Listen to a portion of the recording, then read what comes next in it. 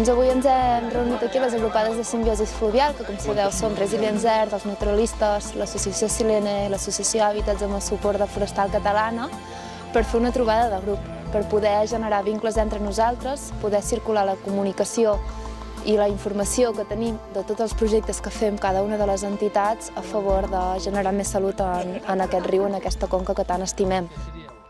Al sector del Pont de Codella, i en concret tot el que és la capçalera del riu Fluvià, tenim un hàbitat, un bosc de ribera, que està molt degradat, està format per espècies plantades, espècies moltes de les quals són invasores, robínies, negundus, pollangres híbrids. Aquest matí ens hem trobat aquí a Codella amb el president del Consell Comarcal, Albert Danés, d'aquí a la Garrotxa, i hem visitat un dels possibles pilots que podem tirar endavant de cara als propers anys, que seria construir una petita illa del fluvià, de flora i fauna, aquí al costat del riu. Amb l'ajuda que tenim nosaltres, de Pes Residents, per poder gestionar el que és la conservació del riu, el que ens dona és per poder mantenir el bosc de ribera. I si t'hi fixes, tot el que és el bosc, o sigui l'hàbitat, el que tens del bosc de ribera, totes les espècies que veus aquí són introduïdes.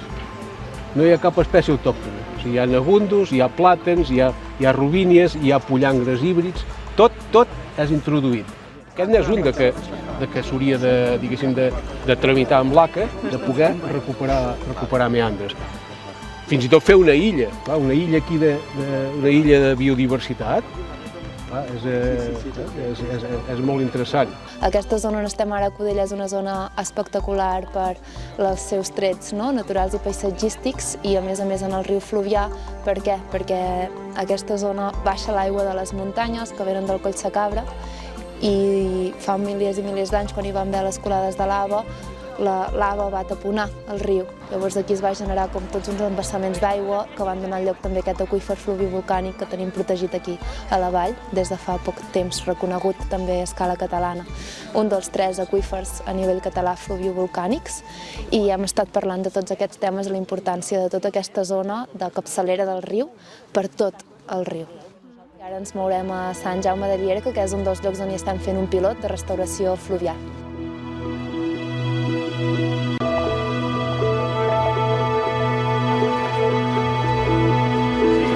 Aquí a Sant Jaume s'està duent a terme una actuació de millora del bosc de ribera i el que en concret fem és preparar l'espai adequat per una plantació, per recuperar tot el que havien set les antigues vernedes i salzedes que havien ocupat antigament aquest espai i que amb el procés històric havien anat desapareixent. Llavors, dintre la millora de l'ecosistema fluvial, la recuperació del bosc de ribera és fonamental. Tot això d'aquí sense res. Els únics boscos que queden serien els d'allà darrere, a l'altre costat del riu, i sí que hi ha algunes masses boscoses. Normalment quedaven en zones que fossin de molta pendent, zones que no eren aptes per l'agricultura, o bé, si eren de grans propietaris que es guardaven un tros per la llenya i la seva producció. Serveixen uns arbres. Després aquesta síntesi